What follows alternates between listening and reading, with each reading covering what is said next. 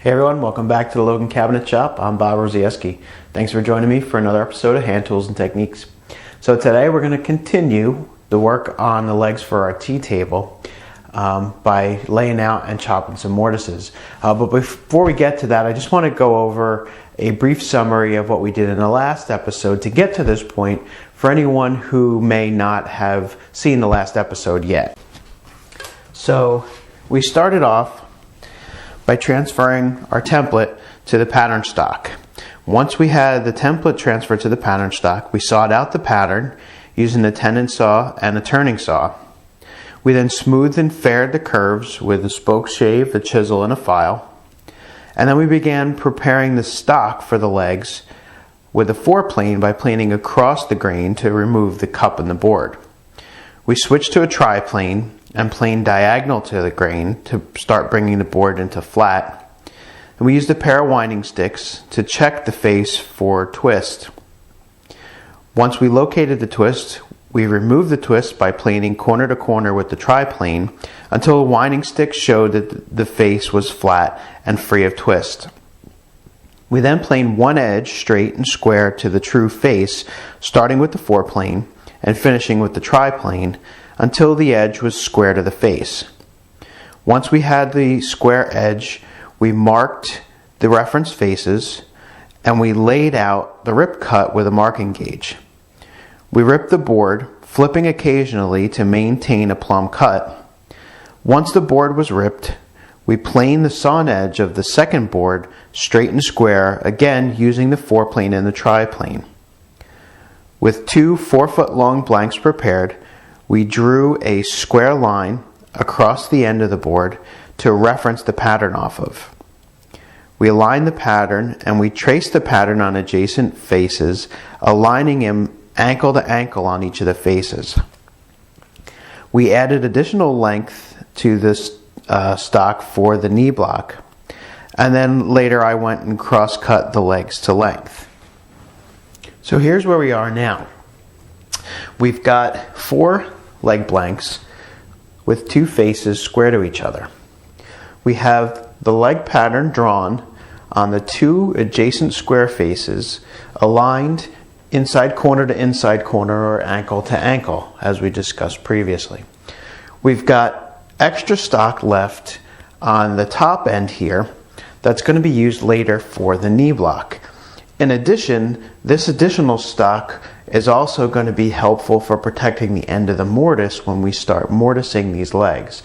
Because when we mortise, this end grain here can be very weak against the prying forces of pulling out the chips of the mortise. So leaving this extra length helps to protect the end of the mortise. The other thing I've also done is to go ahead and draw the pattern on the non-reference faces or the non-square faces.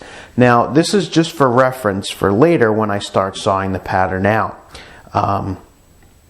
So these aren't quite as accurately drawn as the ones on the reference faces, but again, since they're just going to be for reference later on when I start shaping these legs, I'll be able to make adjustments. So they're just to help me guide saw cuts later. You'll also notice a large knot here that while I didn't notice it when I bought the board, I did sort of plan for it, and you'll notice that if we look here, when we saw away this area, that knot will be cut away because it doesn't appear to go all the way through to the other side. So we should be safe. It looks like a shallow knot that probably ends somewhere in this waist area here. So that'll be sawn away later on. So I want to start laying out the mortises by aligning the ends of the legs, because I want to reference everything off of the floor edge. In order to do that, I've sawn all of these edges straight and square right to the bottom of the pad. So this surface down here is now finished surface. So what I'm going to do is I'm going to use one of my winding sticks to align the edges of all 4 of the legs so that they're all lined up at the same point.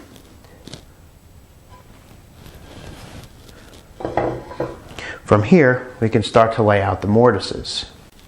So the first thing I want to do to lay out the mortises is to lay in the bottom of the apron, where that's going to be. Now we know from the story stick that the bottom of the apron lines up with this point of the knee here. Now I'm going to just put a line where that bottom of the apron is going to lie on all 4 of these legs. Now once I have that, I want to step in slightly for the bottom of the mortise. The reason for this is, I could just chop the mortise all the way to the bottom of the apron and then not cut a shoulder on the bottom of the apron. However, if I need to make any adjustment at all to the bottom of the apron, I won't be able to do that, because if I plane a shaving off the bottom of the apron, then I'm changing the fit of that tenon in its mortise.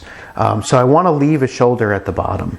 So I usually go by eye, and I'll step in, maybe 1/4 to 3/8 of an inch or so on the bottom. So we'll come in, about that much. If you want to measure it, a real easy way to do it is just to take the chisel that you're going to use to chop the mortise. This is a 3/8 inch mortise chisel, and there we have a nice line. So you basically have a thickness gauge there. And now I can go ahead, and I'm just going to use my big square because it's easier for me. And what I'm going to do here, I'm not going to draw these all the way across. I'm just going to nick the corner with my marking knife this time of each of these leg blanks.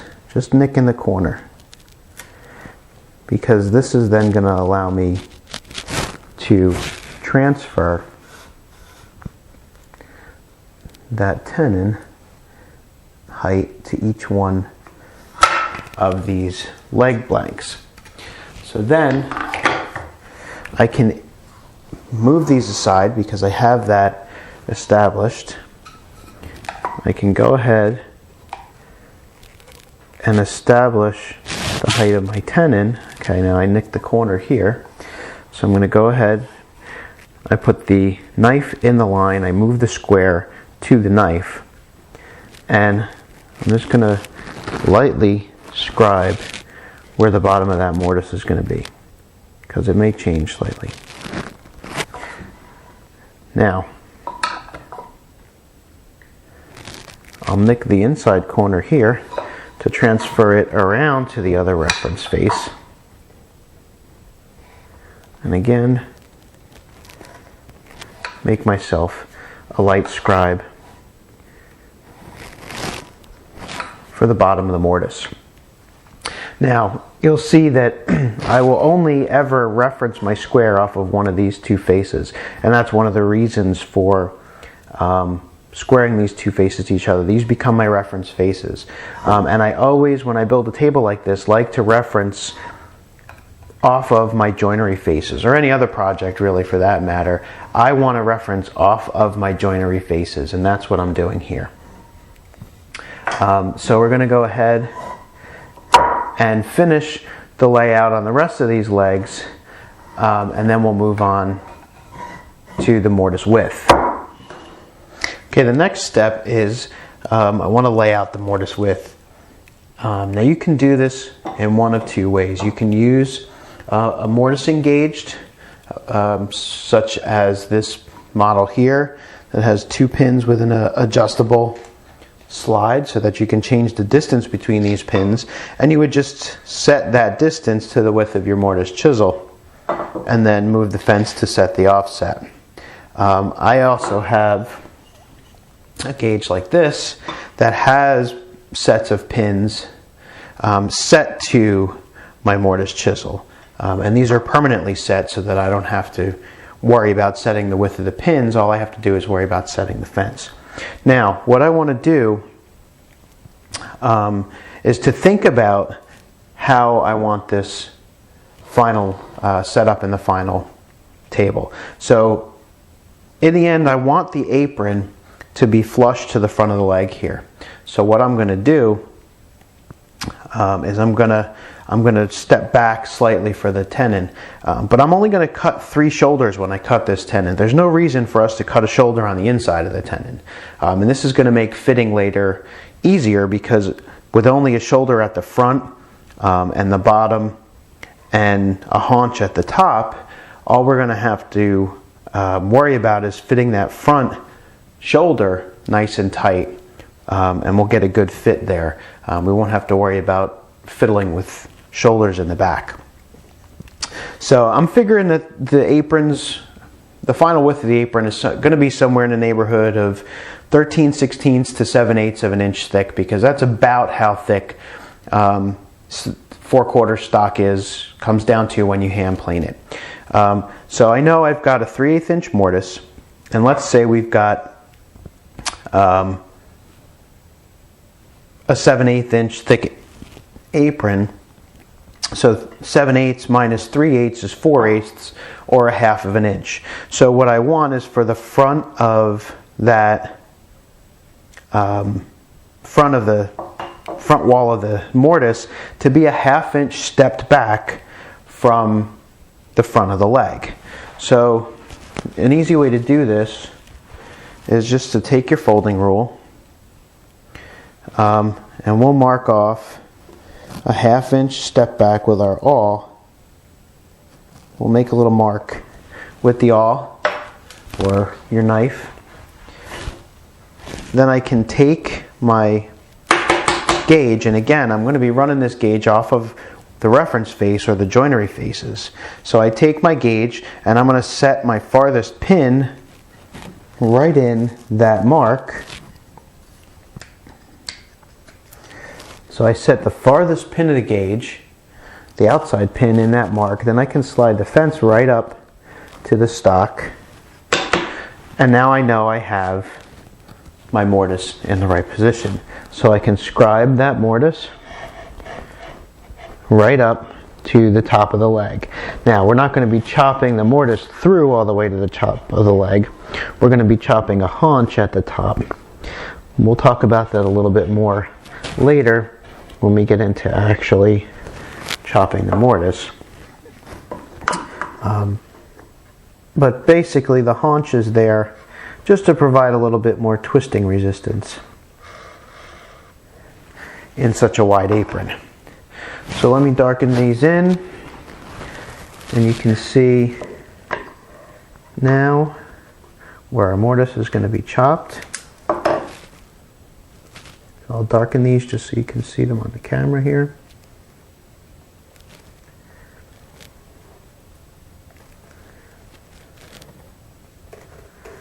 My gauge drifted a little bit, but not a big deal. Okay, then we're going to flip, and we're going to repeat this on the other side, gauging again off of this part of the inside of the leg. Make a couple of light passes instead of trying to make a deep pass all at once, and this helps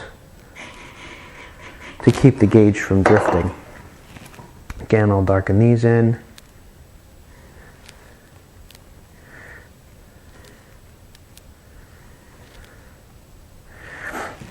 Okay, now the other thing I want to do is mark for the haunch. A haunch is just an angled part of the tenon. So this top of the mortise is actually going to angle in a little bit. So what we're going to do is we're going to step in. Again, I'm just going to use my chisel as a gauge, and I'm going to step in 3/8 of an inch from the top, so we'll have a 3/8 inch haunch there. Leave a mark, take my square, and we will mark the haunch, nick the corner. We can transfer it around to this side.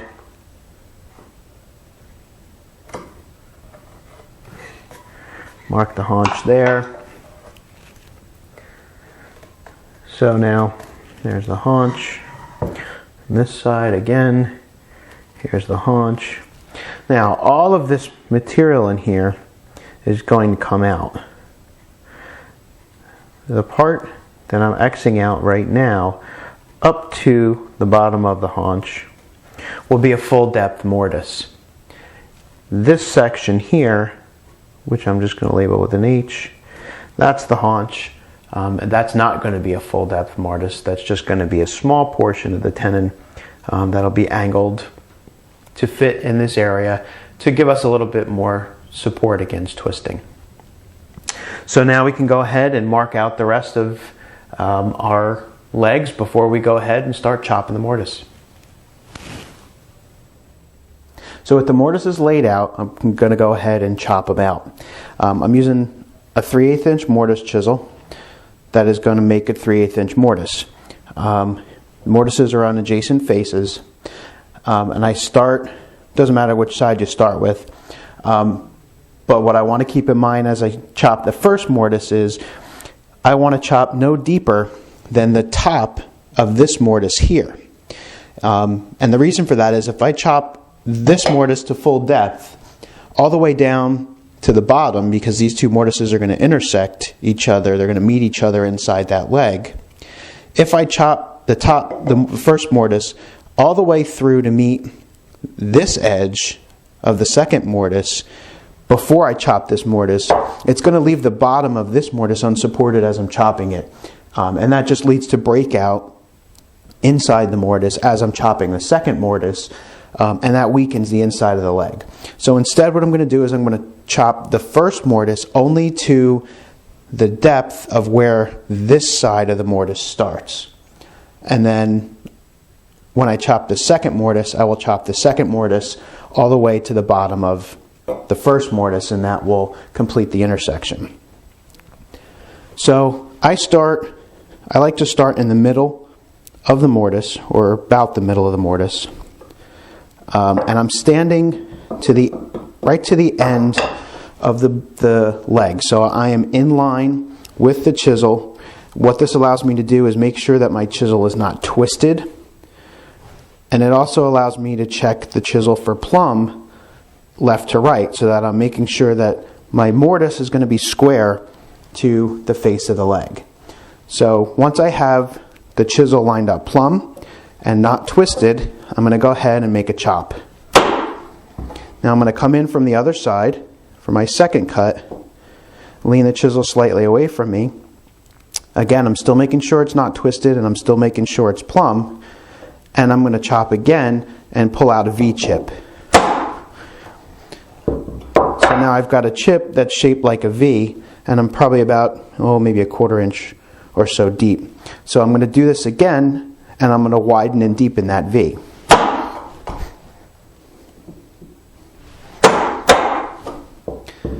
And I'm going to continue doing this, and each time I'm going to make the V a little wider and a little deeper.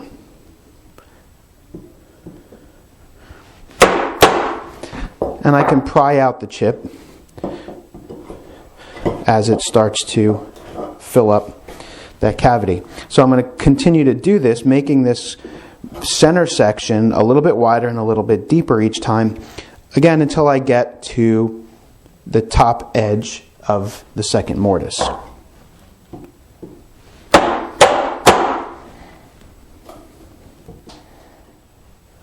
Now there are a couple of ways that you can go ahead and check the depth. One is just to use the bevel of your chisel. You can use a marker and draw a line on your chisel, measure it up to here, and just put a line on the chisel or a piece of masking tape to let you know how deep you want to go. You can use a dowel as a depth gauge and either put a mark on it or a piece of tape and then again just check that depth. So I'm gonna, you know, I'm about right there in the center of that mortise, or I can just use my chisel and check, and I'm maybe a little bit deeper than that, but again, right about the top of that mortise. So I don't want to make this any deeper right now. I just want to widen it and start to bring it back towards the ends of the mortise. So I'm going to continue to chop and remove chips, and I'm going to chop my way back towards the ends of the mortise, only going as deep as I've already established the mortise. And I'm going to stop. I'll stop when I have about 1/4 to 3/8 of an inch left on the ends of the mortise before I reach the end. Okay, so I'm probably about 1/4 to 3/8 of an inch from the ends of the mortise on either side. So what I want to do now is square up the ends of this mortise. And typically what I'll do is just change my body position so that I am facing the mortise from this side, but because I would block the camera if I did that, I'm going to reposition the stock so that the camera can see it as well, so that you guys can see it and I'm not blocking it. So again, I'm changing the orientation so that I'm now viewing the mortise from the side. And my goal this time is to square up the ends of the mortise. So now I want to make sure that my chisel is plumb in this direction. This plumb this way is going to be handled by the mortise I've already chopped. So I'm pretty good there. That chisel will naturally want to follow this line. So now I want to square up the ends. So I want to view the chisel from the side this time to make sure that it's straight up and down plumb. And I'm also now not prying backwards towards the edge of the mortise. What I'm trying to do now is pry my chips into the center of the mortise so that I don't round over and damage the ends of the mortise.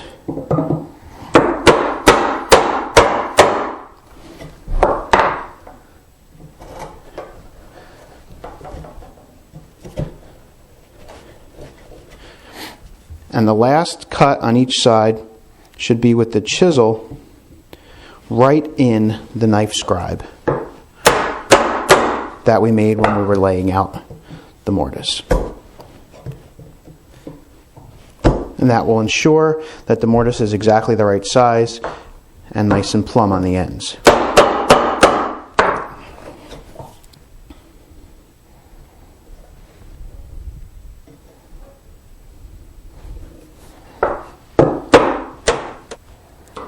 Now I haven't cut the haunch yet, and I'm going to leave that until last after I have everything cleaned up. So at this point I've got the entire mortise chopped to depth, and I've squared up the ends. Now I'm going to flip it and chop the second mortise to depth. Alright, so both mortises have been chopped, and what I want you to get a feel for here is I think you should be able to see the chisel in here through the mortise, so that the second mortise was chopped to the depth of the first mortise, and the mortises are going to intersect each other. The next thing we want to do is cut out this haunch, and they're obviously one on either side. And basically what this is going to be is a 45-degree cut from the top of the leg down into the mortise. So we want to chop or pare with our chisel held at an angle. And while this doesn't have to be exact, try to make it as close to 45 degrees as you can. You can use a miter square if you have one, a sliding bevel or bevel square would also work. You can set this either with a miter square, combination square, or just use geometry and set it to about 45 degrees and use that to sort of Guide your chisel. You can do it by eye. You can make a 45-degree paring block out of a piece of wood. Cut a piece of wood with a 45-degree angle. Clamp it to the horn here, where the knee block is, and pare that at 45 degrees. So basically, we just want to come in at this point and knock this corner out ever so slightly, and we're just removing this material. And you can, go ahead and check that your chisel is about 45 degrees. Looks like I'm a little steep there, so I'm going to come down a little bit. And just remove that material very lightly at about a 45-degree angle into that mortise. You're going to go ahead and let the waste fall into the mortise, no big deal. And we're going to continue to move our chisel back a little at a time until we make our last 45-degree cut right in that top scribe line of the haunch, which is even with the top of the leg. And there's our last cut, and we have now a nice little angled haunch. And all that, again, is really is to provide a little bit more support to the apron when everything's assembled to keep it from twisting. So now I'll flip this over, go ahead and do the other side. So now we've got our leg mortised. We've got the haunch at the top. I think you should be able to see pretty clearly here. We've got it on both sides, so both sides of this leg are mortised. We can put this leg aside. We've got 3 more to do now, so I'll go ahead and do those before we get started on anything else. And then once we have the legs done, we can move on to, once we have all the mortises done rather, we can move on to the next step. So now I'm going to go ahead and chop the mortises and the haunches on the other 3 legs. Okay, so the mortises are all chopped, and if this is your first time chopping mortises, don't be shocked when you look inside and they're all fuzzy and furry. That's normal for a hand-chopped mortise. It's not going to look like something that was done by a router or a hollow chisel mortiser. It's going to be kind of fuzzy and rough looking inside the mortise. That's alright, it's perfectly normal. Now that the mortises are chopped, we've got a decision to make. We can either go ahead and shape these legs next, or we can work on the apron stock and cut and fit the tenons to these mortises. Now I typically like to fit my joinery and assemble all in one day. What this does is it prevents any movement that might occur after the joinery is cut from affecting the final assembly. So I'm going to go ahead and shape the legs first, and that's what we're going to be getting started on next time. Thanks for watching.